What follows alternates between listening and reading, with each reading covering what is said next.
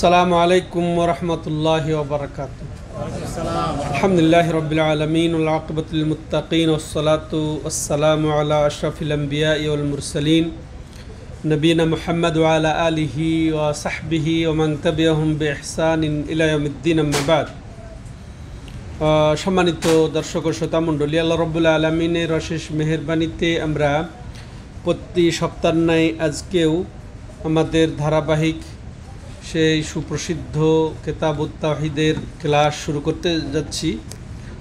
যদিও আলহামদুলিল্লাহ গত সপ্তাহে আমাদের ঈদের বন্ধ ছিল। ঈদের বন্ধের পর আমরা শুরু করছি আজকে সেই 18ই জিলহজ 1445 হিজরির সোমবার, সেই রাত্রি 11টা। তো রিয়াদস্থ বাথা ইসলামিক সেন্টার কর্তৃক আয়োজিত এই দার্স, আল্লাহ রাব্বুল আলামিন যেন আমাদেরকে তৌফিক দান করেন এটা থেকে যথাযথ উপকৃত হওয়ার। তো লেখক রাহিমাহুল্লাহ ইতিপূর্বে মাশাআল্লাহ তাওহীদ সম্পর্কেই আলোচনা করেছেন, তাওহীদের পরিচয়, তাওহীদের ফজিলত, তাওহীদের গুরুত্ব, তাওহীদ বাস্তবায়নকারীর ফজিলত, গুরুত্ব এবং তাওহীদ বাস্তবায়ন করার অপরিহার্যতা, লা ইলাহা ইল্লাল্লাহ, তাওহীদের ব্যাখ্যা, এটাই তিনি চালিয়ে যাচ্ছেন। শেষ পর্যন্ত এটাই চলবে। তাওহীদের পরিচয় তো দেওয়ার পরে তাওহীদের ব্যাখ্যা, তাফসীর, এটাই তো তাওহীদের দলিল তিনি একদিক থেকে দিতেই আছেন, শিরকের দলিল দেওয়ার মাধ্যমে। উল্টা দিক, শিরক হচ্ছে উল্টা, তাই না? উল্টা দিকের মাধ্যমে তিনি তাওহীদকে সুসুন্দর করে সাব্যস্ত করছেন কোরআন এবং সুন্নাহ দ্বারা। তো অনেক দলিল দেওয়ার মাধ্যমে তিনি এত দূর এসেছেন। আজকে 17তম অধ্যায় বাবুস সাফা সুপারিশ, সমতুল্য জিনিসটাকে বা একজন একজনের সাথে মিলাটাকে বলা হয় সাফা শাব্দিক অর্থে। তো শাব্দিক অর্থে যেমন এটাকে বলে আত্তাওয়াসুত, এটা আত্তাওয়াসুত লিল গায়র, তাওয়াসুত লিল জালবে নাফইন আও দাফে দুর, যে উপকার অর্জনের জন্যে, উপকার সাধনের জন্যে এবং ক্ষতি দূর করার জন্যে অন্যের মধ্যস্থতা করা, এটা হচ্ছে কি আসলে সুপারিশ, শাফাআত। তো এই শাফাআত এটারও অধিকার, এটারও একান্ত অধিকার, একমাত্র অধিকার, এরও একত্ব, এরও তাওহীদ আমাদেরকে বুঝতে হবে। তাওহীদের দলিল দিতে গিয়ে এই শাফাআতের ক্ষেত্রেও আমাদেরকে আল্লাহর একত্ব প্রতিষ্ঠা করতে হবে। আল্লাহকেই শাফাআতের বিষয়েও এক জানতে হবে, এক বুঝতে হবে। শাফাআতেরও কারো অধিকার নেই, যেমন রিজিকের কারো অধিকার নেই, মালিকানায় কারো অধিকার নেই, তার পরিচালনায় কারো অধিকার নেই, ইবাদতেও কারো অধিকার নেই, তেমন শাফাআতেও কারো অধিকার নেই। এটা হচ্ছে তাওহীদের দলিল, এই দলিল তিনি দিয়েছেন। আরেকটা এখানে বলি যে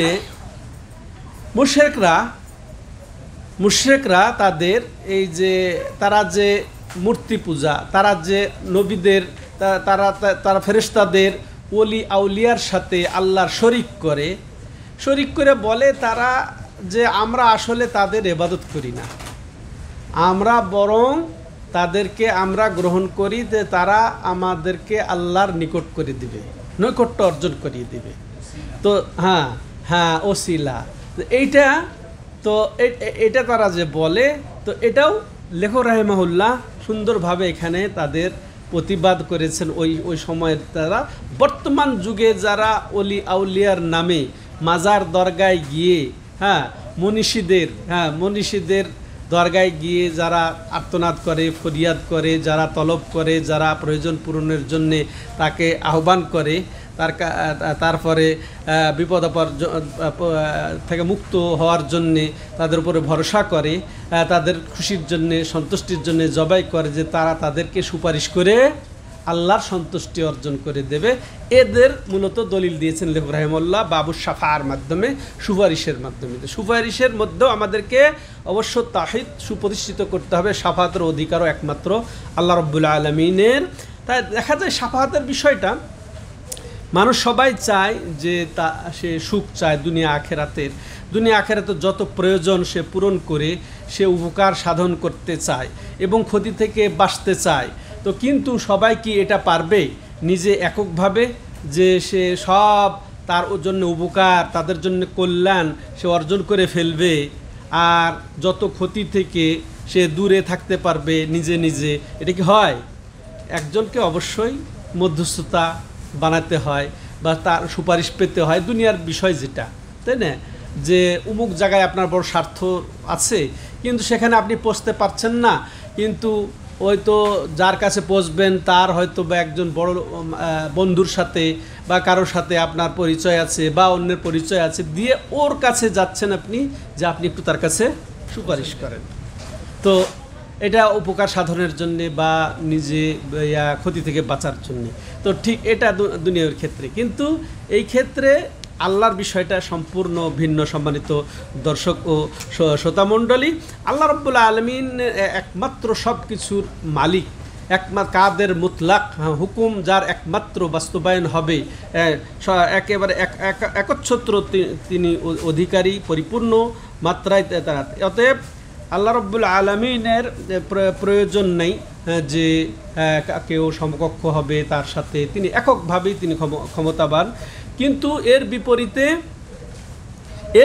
আল্লাহর কাছে সুপারিশের প্রয়োজন নেই। আল্লাহর কাছে কোনো এই যে মৃত সত্তা, কোনো এর সত্তার কোনো প্রয়োজন নেই। কিন্তু এর বিপরীতে দুনিয়াবি বাদশাহ, দুনিয়াবি কোনো মনে করে রাষ্ট্রপ্রধান, এর কাছে সুপারিশের প্রয়োজন আছে, যে এ আর সব কিছু আপনার জানে না, আপনার কি প্রয়োজন না প্রয়োজন, এর আসল রহস্য কি, ঘটনা কি, এটা সব কিছু জানে না, বিধায় তার কাছে সুপারিশের প্রয়োজন হয়, তার কাছে জানানো প্রয়োজন হয়। তো এই হচ্ছে শাফাত সম্পর্কে দুটি কথা। তবে এই শাফাত সব একরকম নয়। শাফাত প্রধানত দুই প্রকার। শাফাত যেটা হচ্ছে জায়েজ, যেটা একটা জায়েজ আর একটা হচ্ছে না জায়েজ, নিষিদ্ধ এবং বিধিবদ্ধ শরীয়ত সম্মত। নিষিদ্ধ কোনটা? যার মাধ্যমে আল্লাহর কাছে এমন কোন সত্তার কাছে চাওয়া হবে, যার সে সামর্থ্য রাখে না, বা যে বিষয়ে এক আল্লাহ ছাড়া কেউ সামর্থ্য রাখে না, এই বিষয়টা কোনো এমন সত্তার কাছে চাওয়া হবে, তলব করা হবে, সেটা হচ্ছে নিষিদ্ধ। কোরআনে এটা নিষিদ্ধ করেছে। দ্বিতীয়ত হচ্ছে কি, যে সুপারিশ চাওয়া হবে একমাত্র আল্লাহর কাছে কিয়ামতের দিন, কিয়ামতের দিন, আর সেটা হচ্ছে কি আহলে তাওহীদের জন্য সেটা হবে। সম্মানিত দর্শক ও শ্রোতামণ্ডলী, তাহলে যেটা নিষিদ্ধ সেটা কি জন্য নিষিদ্ধ? এর মধ্যে দুইটা শিরক থাকে। যে কথার কথা কোনো মৃত ব্যক্তির কাছে, অলির কাছে চাইলো, তাহলে তাকে আহ্বান করলো, তার কাছে দোয়া করলো, তার কাছে প্রার্থনা করলো, অথচ মৃত্যু, এটা একটা শিরিক। আর দ্বিতীয়টা কি, যে তাকে আল্লাহর মতো মনে করলো, তাকে আল্লাহর সাথে সাদৃশ্য পোষণ করে তার কাছে ধর্ণা ধরলো, মানে তার সাদৃশ্য পোষণ করলো আল্লাহকে, যে ও যেমন না শুনে না, বুঝে না, সব কিছু জ্ঞান রাখে না, ঠিক আল্লাহ যেন শুনে না, বুঝে না, এই জন্যে আল্লাহর কাছে সুপারিশ লাগবে, আল্লাহর কাছে এই মৃত ব্যক্তির সুপারিশ লাগবে। তাহলে এই সাদৃশ্য পোষণ করলো। দুই কারণে এটা নিষিদ্ধ সুপারিশ, এটা বরং শিরকি সুপারিশ। সম্মানিত দর্শক ও শ্রোতামণ্ডলী, তবে এবার আসেন আবার কি জায়েজ। দ্বিতীয় প্রকার সুপারিশ কি? জায়েজ, যেটা সুপারিশ আল্লাহর কাছে চাওয়া হবে কিয়ামতের সময়, আল্লাহর কাছেই চাওয়া হবে, যেটা আল্লাহ রাব্বুল আলামিনই অধিকার রাখেন, এটা যেটা কোরআন হাদিস দ্বারা সাব্যস্ত, দলিল দ্বারা সাব্যস্ত, সেটা। তবে এই সুপারিশ যেটা আল্লাহর কাছে যেটা সুপারিশ, এটা আবার দুই শর্ত সাপেক্ষে এটা বিধিবদ্ধ। প্রথম শর্ত হচ্ছে কি, যে যিনি সুপারিশ করবেন তার অনুমতি, ছাড়পত্র লাগবে আল্লাহর পক্ষ থেকে, তার কাছে অনুমতি থাকতে, মানদাল্লাযী ইয়াশফাউ ইনদাহু ইল্লা বিইযনিহি। তাহলে তাহলে বোঝা যাচ্ছে যে আল্লাহ কাউকে অনুমতি দেবেন, তার অনুমতি ছাড়া সে সুপারিশ করবে? কেউ সুপারিশ করবে না। অতএব তাহলে তার অনুমতি সাপেক্ষে কেউ সুপারিশ করবেন। তাহলে প্রথম শর্ত, যে সুপারিশ পাওয়ার জন্যে যেটা সুপারিশ বৈধ, ওটার দুটি শর্ত। এক হচ্ছে যিনি সুপারিশকারী তার অনুমতি থাকতে হবে আল্লাহর পক্ষ থেকে। দ্বিতীয়, যার জন্যে সুপারিশ তার জন্যে আল্লাহর সন্তুষ্টি থাকতে হবে। সে ব্যক্তি আল্লাহর সন্তুষ্টি সাধন করতে হবে, মানে যে মুশরিক তার প্রতি আল্লাহ সন্তুষ্ট থাকবেন? তাহলে অবশ্যই না। তাহলে ঈমান থাকতে হবে। আহলুল ইখলাস, আহলুত তাওহীদ হলে তার জন্যে সুপারিশ বিধিবদ্ধ। তাহলে এক শ্রেণী দুই বিধিবদ্ধ, কে যে যিনি সুপারিশ করবেন তার অনুমতি থাকা, আর যার জন্য সুপারিশ করা হবে তার জন্য আল্লাহর সন্তুষ্টি থাকা। মনে থাকবে। এবার আসেন, এই সুপারিশের ক্ষেত্রে মানুষ তিন ভাগে বিভক্ত। এই সুপারিশের ক্ষেত্রে মানুষ কয় ভাগে বিভক্ত? তিন ভাগে বিভক্ত। প্রথম ভাগ যে পরস্পরমুখী দুই ভাগ আগে বুঝলে তারপরে আমরা আর এক ভাগ বুঝবো, যে এটাকে আরবরা বলে তরাফাই ওয়াসাত। পরস্পরমুখী দুই মেরু, আকাশ আর পাতাল আমরা বলি না, একটা ব্যবধান। পরস্পর উভয় প্রান্তে অবস্থানরত দুই ভাগ, দুই শ্রেণীর লোক।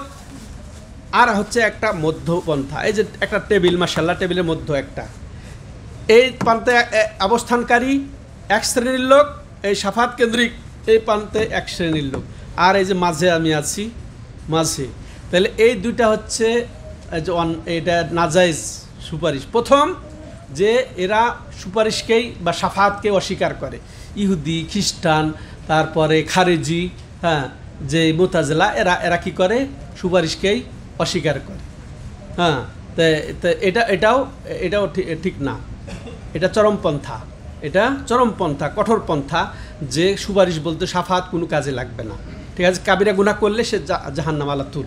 হ্যাঁ, ইহুদি খ্রিস্টানরা এই শাফাত মানে না, হ্যাঁ, তেমন খারিজিরা মানে না। আর এই প্রান্তিক এরা কারা? যারা সুপারিশ ছাড়া আর চলবে না। এই যে পীর ধরা, সুপারিশ মানে পীর ধরা ছাড়া জান্নাতে যাবে না। এরা সীমালঙ্ঘনকারী। এরা কারা? এরা আর একভাবে সীমালঙ্ঘনকারী, মানে সুপারিশ ছাড়া কিচ্ছুই কাজ হবে না। যতই তুমি ইবাদত করো, পীর ধরা ছাড়া, অলিকে ধরা ছাড়া কাজ হবে না। কিন্তু এই দুইটাই হচ্ছে ভুলের মধ্যে। একটাই হচ্ছে সঠিক, যেটা আহলে সুন্নাত ওয়াল জামা, আহলুল হাদিস, সালাফিদের যেটা মানহাজ, যেটা পাথেও, সেটা হচ্ছে কি, যেটা কোরআন এবং সহিহ সুন্নাহ ভিত্তিক যে শাফাতের যে আল্লাহ রাব্বুল আলামিন অধিকার দান করেছেন আমাদের নবী সাল্লাল্লাহু আলাইহি ওয়াসাল্লামকে, সেটাই হচ্ছে বিধিবদ্ধ, শরীয়তসম্মত, আর বাকি হচ্ছে নাজায়েজ। হ্যাঁ, তাহলে এবার আসেন, লেখক রাহিমাহুল্লাহ এই শাফাতের বিষয়টিকে সুন্দরভাবে তিনি তুলে ধরেছেন। তো বলছিলাম যে এটার মাধ্যমে লেখক রাহিমাহুল্লাহ দুইটা দিক উল্লেখ করেছেন। প্রথমত এটা তাওহীদ, এটা কিতাবুত তাওহীদ, তাওহীদের বই। তো তিনি দলিল দিয়েছেন যে শাফাতের অধিকারও একমাত্র আল্লাহর, ওটাই তো তাওহীদ। এটা এক বোঝানো। আর দ্বিতীয়ত মুশরিকরা যে দাবি করে যে তাদের দলিল খণ্ডানো, যে তারা আসলে তাদের তো ইবাদত করে না, তাদের সন্তুষ্টি অর্জন করে এই জন্যে যে তারা আল্লাহর নৈকট্য অর্জন করিয়ে দেবে, এই হিসেবে তারা, এটা লেখক রাহিমাহুল্লাহ সুন্দরভাবে তাদের দলিল খণ্ডন করেছেন। অথচ এরা নবীদের, ওলিদের এবং ফেরেশতাদের সাথে আল্লাহর শরিক করে। কিন্তু লেখক রাহিমাহুল্লাহ দলিল প্রমাণ দিয়ে বলছেন যে এটাই তো শিরিক। তোমরা যে তাদের মধ্যস্থতাকারী মনে করছো, বলছো না, মা না আবুদুহুম ইল্লা লিয়ুকাররিবুনা ইলাল্লাহি যুলফা, আমরা তো এই জন্যই ইবাদত করি যে তারা আল্লাহর আমাদের নৈকট্য অর্জন করিয়ে দিবে। এটাই তো জাস্ট শিরক। আর এটাই হচ্ছে জাস্ট শিরক। আর এই ওসিলাকে, এই মধ্যস্থতাকেই লেখক রাহিমাহুল্লাহ সুন্দর করে খণ্ডন করেছেন। এবার আসেন আমরা এই ক্ষেত্রে এই অধ্যায়ে এই শাফাতের বিষয়ে, অর্থাৎ শাফাত যে একমাত্র আল্লাহর অধিকার, এই বিষয়ে লেখক 5টি দলিল উপস্থাপন করেছে, 5টি আয়াত দিয়ে। আল্লাহু আকবার, 5টি আয়াত দিয়ে। তার প্রথম আয়াত সূরা আনামের 151। এখানে আল্লাহ রাব্বুল আলামিন বলছেন, ওয়ানদির বিহিল্লাযীনা ইয়াখাফুনা ইউহশারু ইলা রাব্বিহিম লাইসা লাহুম মিন দুনিহি ওয়ালিয়্যুন ওয়ালা শাফি'। এখানে আল্লাহ রাব্বুল আলামিন আমাদের নবী সাল্লাল্লাহু আলাইহি ওয়াসাল্লামকে বলছেন যে তুমি তাদেরকে সতর্ক করো এই কোরআন দিয়ে। হ্যাঁ, কাদেরকে? আল্লাযীনা ইয়াখাফুন, যারা ভয় পায়, আইয়ুহশারু ইলা রাব্বিহিম, তাদের রবের নিকটে তাদেরকে একত্রিত করা হবে, জমা করা হবে। এই যারা আল্লাহকে ভয় পায়, তারা একত্রিত, অর্থাৎ কিয়ামতকে, লাইসা লাহুম মিন দুনি, আর এটা জানিয়ে দাও যে আল্লাহ ছাড়া তাদের জন্য কোনো বন্ধু নেই, ওয়ালা শাফি, এবং সুপারিশকারীও নেই। এটাই হচ্ছে এই আয়াতের এই অংশটাই হচ্ছে এই অধ্যায়ের সাথে সম্পর্ক। যে যে সুপারিশের বালিকও মানে কোনো সুপারিশকারী নেই, হ্যাঁ, যে আল্লাহ ছাড়া কেউ তাদের কোনো বন্ধু নেই, আল্লাহ ছাড়া তাদের কোনো সুপারিশকারীও নেই। সম্মানিত দর্শক ও শ্রোতা মণ্ডলী, তাহলে এখান থেকে আমরা স্পষ্ট হয়ে গেলাম যে আল্লাহ রাব্বুল আলামিন তার হাতেই সুপারিশের অধিকার রেখেছেন, যে তিনি ছাড়া ওই কিয়ামতের দিন কেউ কোনো বন্ধু থাকবে না, কেউ কোনো সুপারিশ করারও সুযোগ পাবে না। সম্মানিত দর্শক ও শ্রোতা মণ্ডলী, এবার আসেন তো এই আয়াতের মর্ম যেটা আমরা বুঝলাম, যে আল্লাহ রাব্বুল আলামিন তার নবী সাল্লাল্লাহু আলাইহি সাল্লামকে বলছেন যে তুমি এই কোরআনের দ্বারা তাদেরকে ভয় করো, যারা তাদেরকে ভয় দেখাও, তাদেরকে সতর্ক করো, যারা মূলত আল্লাহ রাব্বুল আলামিনকে ভয় পায় এবং তাদের অন্তরটা তাকওয়া রয়েছে, এবং তারা আল্লাহর সামনে যে দাঁড়াতে হবে, আসতে হবে, এটা যারা স্মরণ করে, তো তাদেরকে তুমি বলে দাও যে তাদের ওই দিন কোনো সুপারিশকারী থাকবে না এবং অন্তরঙ্গ থাকবে না। তাহলে এটার সম্পর্ক অধ্যায়ের সাথে আয়াতের এটাও আমরা স্পষ্ট পেয়ে গেলাম, যে এই দ্বারা আল্লাহ রাব্বুল আলামিন মুশরিকদের প্রতিবাদ করেছেন, খণ্ডন করেছেন, যারা নবীকে, যারা উলিয়া, যারা ফেরেশতাদেরকে সুপারিশের জন্য আহ্বান করে, হ্যাঁ, তাদেরকে এই মাধ্যমে খণ্ডন করেছে। এটাই হচ্ছে সামঞ্জস্য। তাহলে এই আয়াত দ্বারা যেটা আমরা বুঝতে পারলাম যে আল্লাহ রাব্বুল আলামিন মুশরিকদের খণ্ডন করেছেন, যে যারা নবী এবং আউলিয়া ফেরেশতাদের মাধ্যমে আল্লাহর নৈকট্য অর্জন করতে চায় তাদের। তেমনইভাবে ওয়াজ নসিহত, এটা আল্লাহ রাব্বুল আলামিন নবীকে ওয়াজ করতে বলেছেন, তাদেরকে জানিয়ে দিতে বলেছেন, হ্যাঁ, এটাও আমরা বুঝতে পারলাম। এবার আসেন দ্বিতীয় দলিল, এবার শাফাআতের দ্বিতীয় দলিল, অর্থাৎ কুল্লিল্লাহি শাফাআতু জামিআ, হ্যাঁ, যে না আপনি জানিয়ে দিন, যে হে নবী আপনি বলে দিন লিল্লাহি শাফাআ, লিল্লাহ মানে আল্লাহর জন্যই শাফাআত, জামিয়া সম্পূর্ণটাই। দেখেন একেবারে শব্দ এখানে তাওহীদ বোঝানো হচ্ছে। এখানেও তাওহীদ কি? লিল্লাহ। শাফাআত কার জন্যে? ইবাদত কার জন্যে? জবাই কার জন্যে? সালাত কার জন্যে? সিয়াম কার জন্যে? লিল্লাহি শাফাআ, শাফাআত কার জন্যে? আল্লাহর জন্য। তাইলে আমরা মাজারের দরগায় গিয়ে যে তাদের সন্তুষ্টির জন্য জবাই করি, ওটা কি মনে করে যে তারা আমাদের সুপারিশ করে নিয়ে যাবে। তাহলে এটা দ্বিমুখী হলে কোরআন বিরোধী হলো কি হলো না? এটাই তো শিরক, এটাই তো শিরিক। এটাই বুঝাচ্ছেন লেখক রাহিমাহুল্লাহ। দেখেন এই ছোট্ট একটা আয়াত দিয়ে লেখক রাহিমাহুল্লাহ দুইভাবে খণ্ডন করেছেন। আল্লাহ রাব্বুল আলামিন দুইভাবে মুশরিকদের খণ্ডন করেছেন। সেটা কেমনে? প্রথম যে কুল লিল্লাহি শাফা, এটা যারা আরবি গ্রামার বুঝবেন, মুবতাদা এবং খবরের মাসআলা, এখানে খবরকে, হ্যাঁ, বিধেয়কে, হ্যাঁ, প্রেডিকেটকে আল্লাহ রাব্বুল আগে নিয়ে এসেছেন। লিল্লাহ এটা আসলে হচ্ছে খবর, আর আশ-শাফা এটা হচ্ছে মুবতাদা।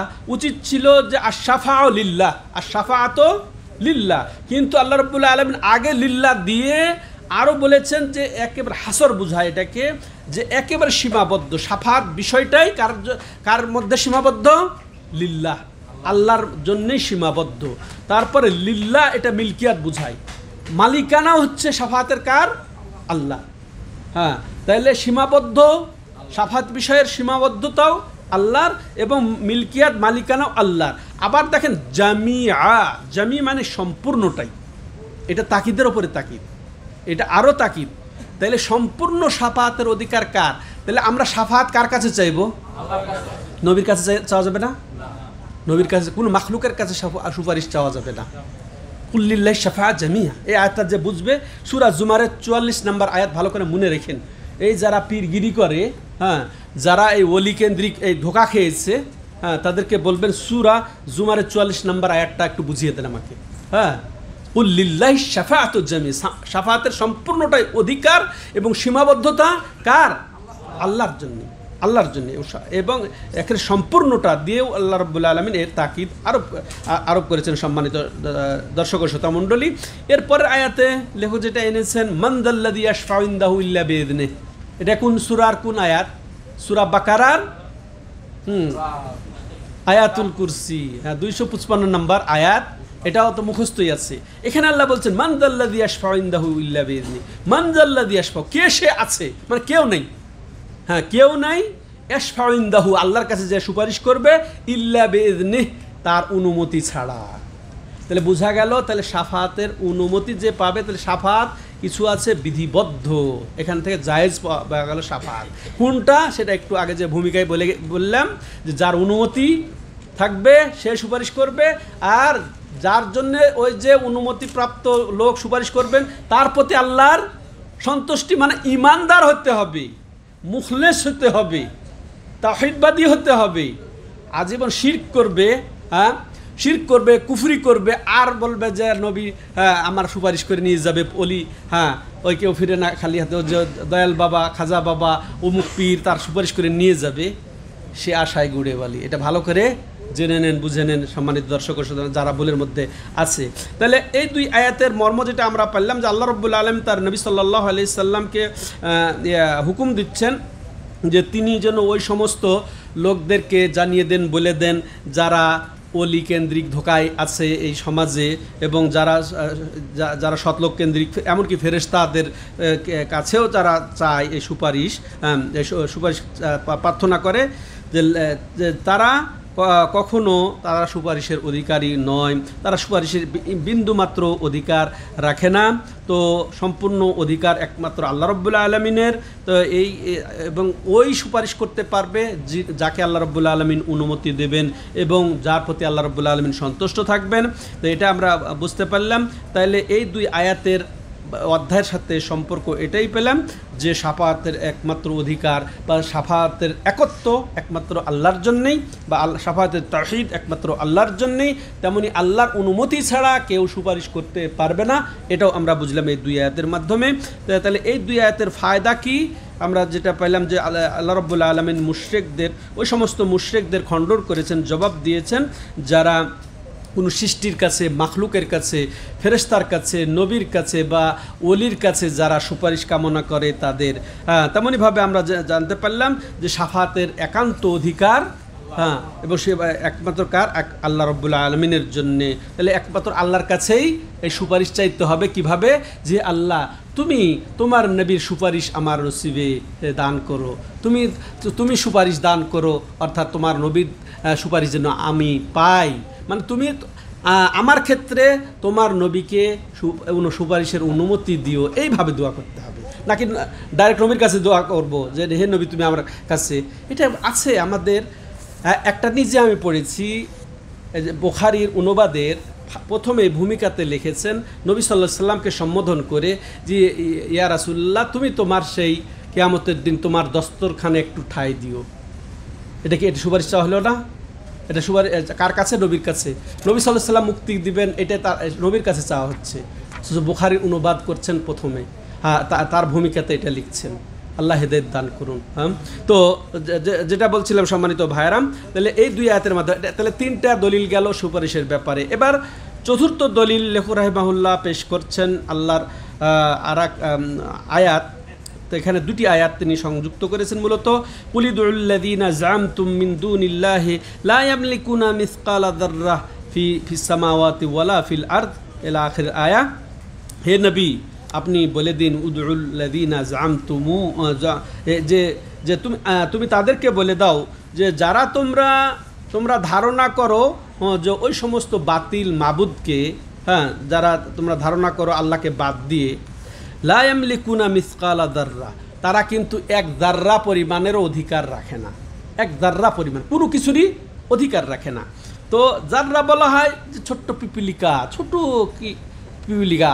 আরও মত আছে যে একেবারে যে সূর্যর কিরণ যখন জানালা দিয়ে ঢোকে দেখবেন ওই কিরণে দেখা যায় অনেক কিছু ঝিলঝিল করছে, তো ওটাও জাররা কেউ কেউ বলেছেন। তো বলছে এই জাররা পরিমাণেরও অধিকার রাখে না। তাদেরকে জানিয়ে দাও হে নবী, যারা তাদের যারা তোমরা ওই বাতিল মাবুদকে ধারণা করো, বিশ্বাস করো বা তাদেরকে ডাকো আল্লাহকে বাদ দিয়ে, যে তারা এক জাররারও অধিকার রাখে না, না আকাশে না জমিনে। আকাশ জমিনে কিছু ওয়ামা লাহুম ফীহিমা মিন শিরক, হ্যাঁ, এবং তাদের এই আকাশে এবং জমিনে, হ্যাঁ, তাদের কোনো ইয়া নেই, তাদের কোনো শরিক নেই, হ্যাঁ, তাদের কোনো অংশীদার নেই। আর শিরক আল্লাহর সাথে তার কোনো শরিক নেই। ওয়ামা লাহু মিনহুম মিন জহির, এবং আল্লাহর রব্বুল আলামিনের কোনো সাহায্যকারীও নেই। এইভাবে তিনি ওয়ালা তানফুস শাফাআতু ইনদাহু ইল্লা লিমান আযিনালাহ, এবং এটাও আল্লাহ রব্বুল আলামিন জানিয়ে বলছেন যে তার কাছে কারো কোনো সুপারিশ কোনো ফায়দা দেবে না, ইল্লা লিমান আযিনালাহু, বরং আল্লাহ রব্বুল আলামিন যাকে অনুমতি দিবেন তার সুপারিশটাই গ্রহণযোগ্য হবে। আর কাকে অনুমতি দেবেন শেষে আমরা শুনবো ইনশাআল্লাহ, যে নবী সাল্লাল্লাহু আলাইহি সাল্লাম সেই অনুমতির অধিকারী মাশাআল্লাহ হবেন, আলহামদুলিল্লাহ। তো এই গেল। এবার আমরা চলে আসি যে এই আয়াত, যে আমরা এখানে দুটি আয়াত শুনলাম, এই দুই আয়াত দ্বারা ওইটাই মুশরিকদের আল্লাহ রাব্বুল আলামিন খণ্ডন করেছেন, যারা ওই যে ওলি আউলিয়াকে ডাকে সুপারিশকারী হিসেবে, হ্যাঁ, তাদের খণ্ডন করেছেন। এবং তাদের সাথে তর্ক করা, তাদেরকে নসিহত করার দলিলও এই আয়াত দ্বারা পেলাম। তারপরে আমরা আরও যেটা জানতে পারলাম যে যত এই রকমের মধ্যস্থতাকে এটা খণ্ডন করা, হ্যাঁ, মুশরিকরা তাদের ওলি আউলিয়ার যে প্রতারিত হয়ে তাদেরকে যে ডাকে, তাদেরকে মধ্যস্থতা জ্ঞাপন করে, ওই সম্পর্কটাকে খণ্ডন করা আমরা এখানে শিখলাম। এরপরে আরও যেটা আমরা শিখলাম যে আল্লাহ রাব্বুল আলামিনই একমাত্র উপকারের অধিকার রাখেন এবং ক্ষতি থেকে বাঁচানোর অধিকার রাখেন।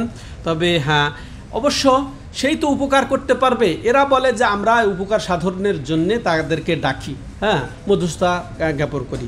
আসলে যাদেরকে ডাকা হয় যে উপকার সাধন করতে পারবে, তার যদি মনে করে কেউ কাউকে ডাকে বা কেউ কারো কাছে প্রার্থনা করে, কেউ কারো কাছে কিছু চায়, তাহলে যার কাছে চাওয়া হবে, যা চাওয়া হবে তার তো সে মালিক হতে হবে, তার সাথে মালিক। তো ওই যে ওলির কাছে চাওয়া হচ্ছে মাজারে গিয়ে, কথা সে জান্নাত চেতেছে তার কাছে, কথা সে সন্তান চেতেছে তার কাছে, বিপদ মুক্তি চেতেছে, কি ও বিপদ মুক্তির মালিক, তাহলে প্রথম মালিক হতে হবে, তো ও মালিক না।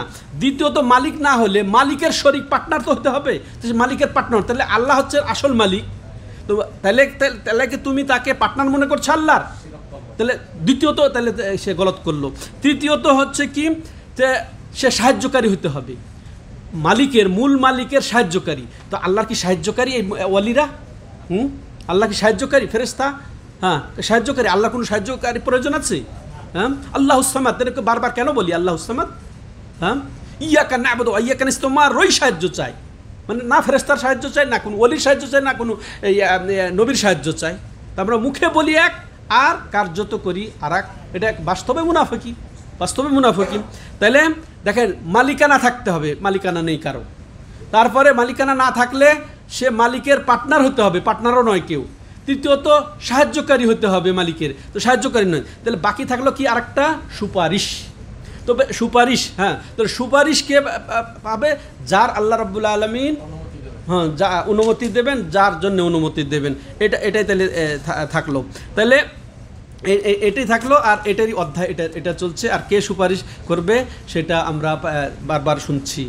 এবার এই 5টা দলিল উপস্থাপনের পরে লেখক রাহিমাহুল্লাহ চমৎকার আকারে যেন এই আয়াতগুলির সংক্ষিপ্ত ব্যাখ্যা তুলে ধরার জন্যে আবুল আব্বাস ইবনে তাইমিয়া, শাইখুল ইসলাম তাকিউদ্দিন আহমদ ইবনে আব্দুল হালিম ইবনে আব্দুস সালাম ইবনে তাইমিয়া, যিনি প্রসিদ্ধ ইমাম, 728 হিজরিতে মৃত্যুবরণ করেছেন, ওনার একটা বক্তব্য বা এখানে ব্যাখ্যা তুলে ধরেছেন লেখক রাহিমাহুল্লাহ। ওই আয়াতগুলারই মূলত সারসংক্ষেপ বলা যায়।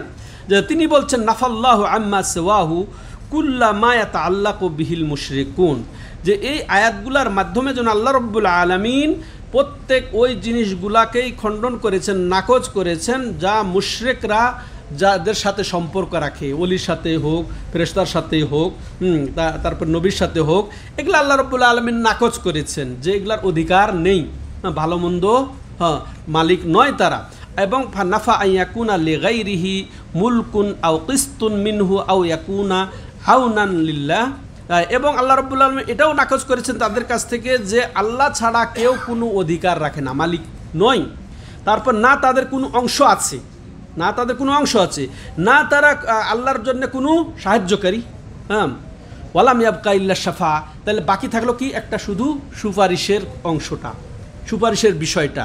ফাবাইয়ানা আন্নাহা লা তানফাউ ইল্লা লিমান আযিনা লাহুর রাব্ব, তবে এবং আল্লাহ রাব্বুল এটাও বর্ণনা দিয়ে দিয়েছেন যে মান দাল্লাযী ইয়াশফাউ ইল্লা বিইذনি, হ্যাঁ, যে কে সে আছে, এটা এখানে দুইটা আয়াত শুনবেন ভালো করে, কে সে আছে যা আল্লাহ অনুমতি ছাড়া সুপারিশ করবে, এটা একটা, তাহলে এটা আল্লাহ স্পষ্ট করে দিয়েছেন। ওয়াকামা কালা ওয়ালা ইয়াশফাউনা ইল্লা লিমান ইরতাদা, এবং কেউ সুপারিশ করবে না বরং যার জন্যে আল্লাহ রাব্বুল আলামিন সন্তুষ্ট হবেন তার ছাড়া।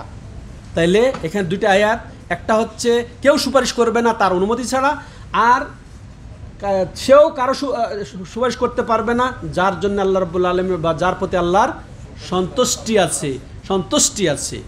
তাইলে সুপারিশটাও স্পষ্ট করে দিয়েছেন আল্লাহ রাব্বুল আলামিন এই আয়াতগুলোর মাধ্যমে। তো ফাহাদিহি শাফা আল্লাতি ইয়াযুন্নুহাল মুশরিকুন হিয়া মুনতাফিয়া ইয়াউমাল কিয়ামা কামা নাফা আল্লাহুল কোরআন। শেখুল ইসলাম বলতেছেন এই যে এই সুপারিশ, হ্যাঁ, যে সুপারিশ সম্পর্কে কাফের মুশরিকরা ধারণা পোষণ করে যে এটা আমরা করি তাদেরকে সুপারিশ হিসেবে, তাদেরকে মধ্যস্থতাকারী হিসেবে, এই জন্য দেখবেন ইসলাম বিনষ্টকারী 10টি উল্লেখযোগ্য বা গুরুত্বপূর্ণ কারণের মধ্যে একটা অন্য যে নিজের মধ্যে এবং আল্লাহর মধ্যে একটা মধ্যস্থতা দাঁড় করায়, হ্যাঁ, মধ্যস্থতা দাঁড় করায়, সেটা হচ্ছে কুফুরি। আর এটাই সেটা যে ওই যেমন তদানীকালের মুশরিকরা ওই তো মা না'বুদুহুম ইল্লা লিইউকাররিবুনা ইলাল্লাহি যুলফা, আমরা তো তাদের এই জন্য ইবাদত করি যে তারা আমাদেরকে আল্লাহর নিকট করে দিবে। ঠিক আছে, তো ঠিক আজকালকার এই অলিদের কাছে তারা চায়, অলিদের কাছে তারা ভরসা করে, আশা করে, তাদের জন্য জবাই করে, তাদের জন্য মানত করে, কি জন্যে? যে তারা পার্থক্য আছে, কোনো পার্থক্য কোনোই নেই। তাহলে বোঝা গেল যে এই সুপারিশটা, এই শাফাআতটা আল্লাহ রাব্বুল আলামিন কিয়ামতের দিন নাকচ করেছেন, যেটা আল্লাহ যেমন কোরআনে আমরা পেলাম।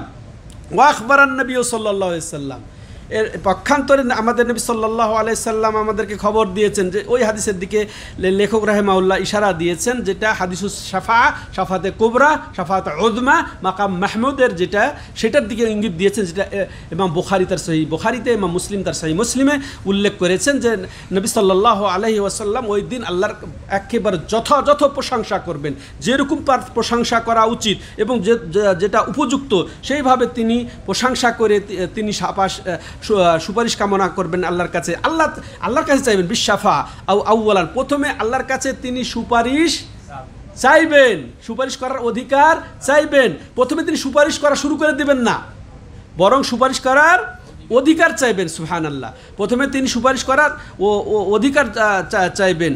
তো এরপরে তাকে বলা হবে, যখন সুপারিশ চাইবেন তিনি দোয়া পড়ে যে সুপারিশ করার অনুমতি দাও, তুমি অনুমতি দাও, তখন তাকে বলা হবে ইরফা রাসাক ওয়া সাল তুতা ওয়া কুল ইসমা ও আশফা তুশাফা, হে নবী তুমি তোমার মাথা উঠাও, এবং বলো তুমি তোমার কথা শোনা হবে, এবং চাও তাকে সেটা দেওয়া হবে, এবং তুমি সুপারিশ করো তোমার সুপারিশ কবুল করা হবে। সহিহ বুখারীর 3340, সহিহ মুসলিমের 194 নম্বর হাদিস এটি। তাহলে স্পষ্ট হয়ে গেল, তাইলে নবী সাল্লাল্লাহু আলাইহি সাল্লামও আল্লাহর কাছে সুপারিশ করবেন না, ডাইরেক্ট সুপারিশ করবেন না, হ্যাঁ, বরং তিনি সুপারিশের অনুমতি চাইবেন। এরপরে বলা হবে ঠিক আছে তুমি মাথা উঠাও, তাইলে তুমি বলো, তাহলে শোনা হবে, চাও দেওয়া হবে, সুপারিশ করো কবুল করা হবে। এরপরে শাইখুল ইসলাম বর্ণনা করছেন যে আবু হুরায়রা রাদিয়াল্লাহু তাআলা আনহু বলেন, মান আসআদুন নাসে শাফাআতিকা। আবু হুরায়রা রাদিয়াল্লাহু তাআলা আনহু বলছেন রাসূলুল্লাহ সাল্লামকে, ইয়া রাসূলুল্লাহ, যে মানুষের মধ্যে সবচেয়ে সৌভাগ্যবান কে আপনার সুপারিশ পেয়ে হবে, সুপারিশ পেয়ে ধন্য কে সে হবে?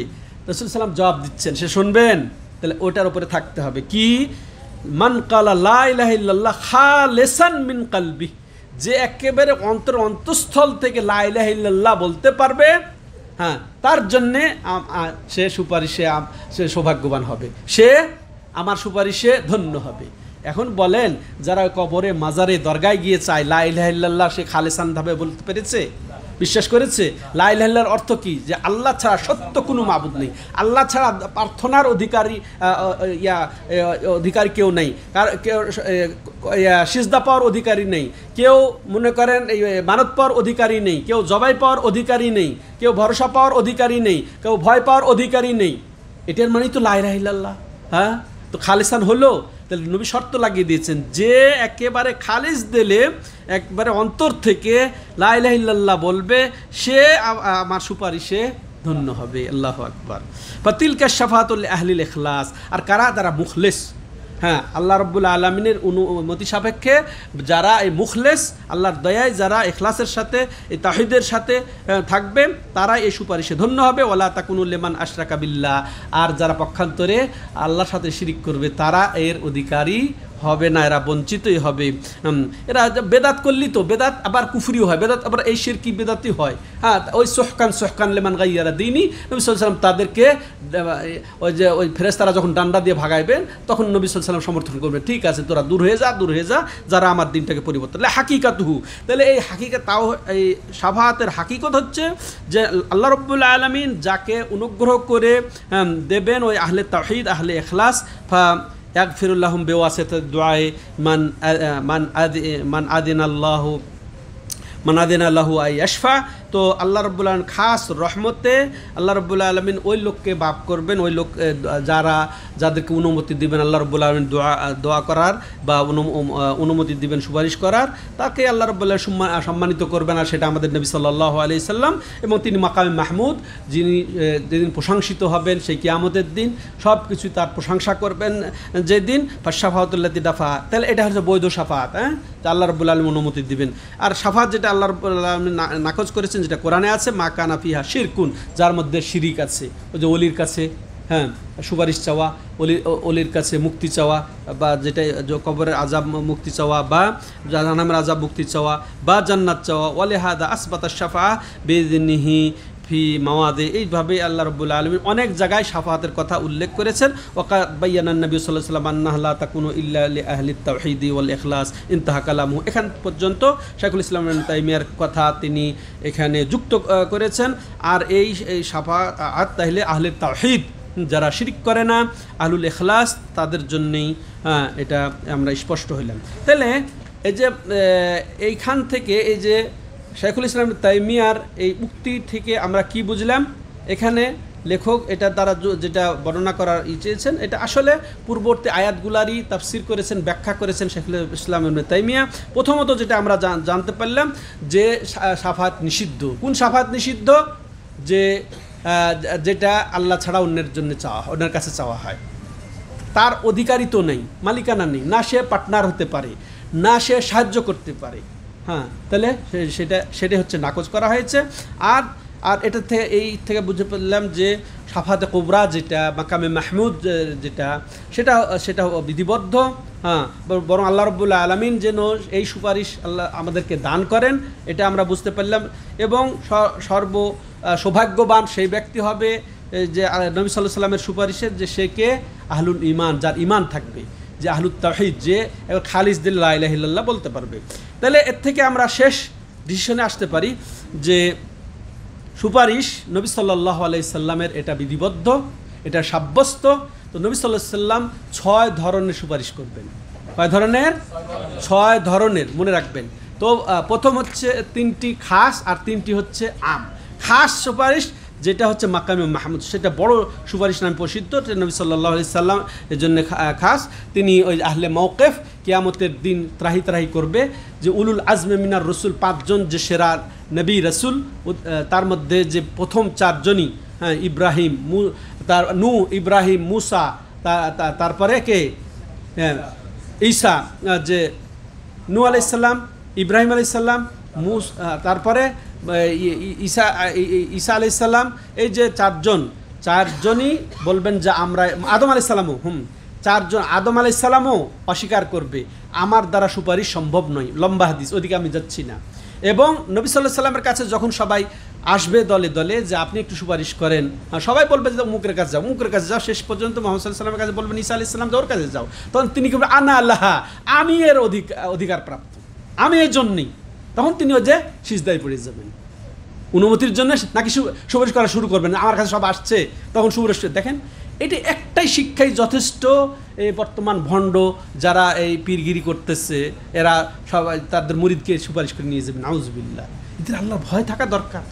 হ্যাঁ, এদের আল্লাহকে ভয় করা উচিত। আল্লাহুল মুস্তাআন, আল্লাহুল মুস্তাআন।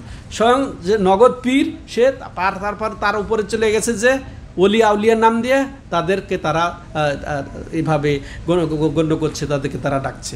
তাহলে এই একটা খাস সুপারিশ নবী সাল্লাল্লাহু আলাইহি সাল্লাম, এক নাম্বার। এরপরে দ্বিতীয়ত এটাও খাস যে জান্নাত খোলা হবে না, জান্নাতে যেতে পারবে না কেউ। নবী সাল্লাল্লাহু আলাইহি সাল্লাম তখন ওই মুহূর্তে আবার সুপারিশ করবেন এবং তার জন্য সর্বপ্রথম জান্নাতের দরজা খুলে দেওয়া হবে। এই আর একটা সুপারিশ, তার খাস সুপারিশ এটা। তারপরে আর একটা খাস সুপারিশ হবে তার কার জন্যে? তার চাচা আবু তালেবের জন্যে, যিনি আজীবন পৃষ্ঠপোষকতা করেছেন। হ্যাঁ, কিন্তু তার সুপারিশ এতটুকুই কাজে লাগবে যে সবচেয়ে হালকা, জাহান্নাম থেকে সে মুক্তি পাবে না, কিন্তু তার আযাব সবচেয়ে হালকা হবে যত জাহান্নামী আছে তার মধ্যে। তো সেটা কি? এক জোড়া তার আগুনের জুতা থাকবে বাস, আর তার কারণে তার মগজ টকবক করে ফুটবে। এটা নবী সাল্লাল্লাহু আলাইহি ওয়াসাল্লামেরই সুপারিশের ফল, এতটুকু। এই তিনটা হচ্ছে খাস।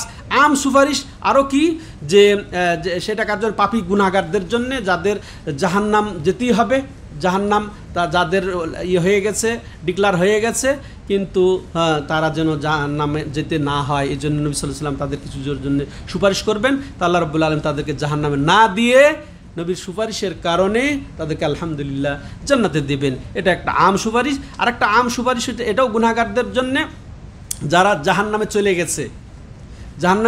গেছে, কিন্তু নবী সাল্লাল্লাহু আলাইহি ওয়াসাল্লাম সুপারিশ করে তাদেরকে জাহান্নাম থেকে বের করবেন, আলহামদুলিল্লাহ। হ্যাঁ, এটা আরেকটা আম সুপারিশ কাদের জন্যে? তো জান্নাতেই আছে, কিন্তু জান্নাতেরও রয়েছে অনেক ক্লাসিফিকেশন। হ্যাঁ, তো বৃদ্ধির জন্য, টপ লেভেলে ওঠার জন্যে, বড় লেভেলে ওঠার জন্য নবী সাল্লাল্লাহু আলাইহি ওয়াসাল্লাম কিছু লোকের জন্য সুপারিশ করবেন, ওটাও কার্যকর হবে। হ্যাঁ, তা আল্লাহ রাব্বুল আলামিন আমাদেরকে যেন টপ লেভেলের জান্নাত বা জান্নাতুল ফেরদাউস দান করেন, এবং নবীর সাথে যেন আল্লাহ রাব্বুল আলামিন আমাদের হাসর করেন।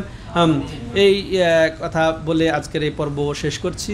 আল্লাহ রাব্বুল আলামিন আমাদেরকে ভালোভাবে বুঝার তৌফিক দান করেন, এবং এই যে সমাজে যেভাবে আমাদের শিরক চলছে, এই শাফাত কেন্দ্রিক এর থেকে আল্লাহ আমাদেরকে রক্ষা করেন। আল্লাহ আরিনাল হাক্কা হাক্কান ওয়ারযুকনা ইত্তিবা ওয়া আরিনাল বাতিলা বাতিলান ওয়ারযুকনা ইজতিনাবা। হাযা হুয়া সাল্লাল্লাহু আলা নবিনা মুহাম্মদ ওয়া আলা আলিহি ওয়া সাহবিহি আজমাইন। সুবহানাকাল্লাহুম্মা ওয়া বিহামদিকা আশহাদু আল্লা ইলাহা ইল্লা আনতা আস্তাগফিরুকা ওয়া আতুবু ইলাইক। আলোচ্য বিষয়ে কারো যদি প্রশ্ন থাকে 5 মিনিট আমরা সময় নিতে পারি।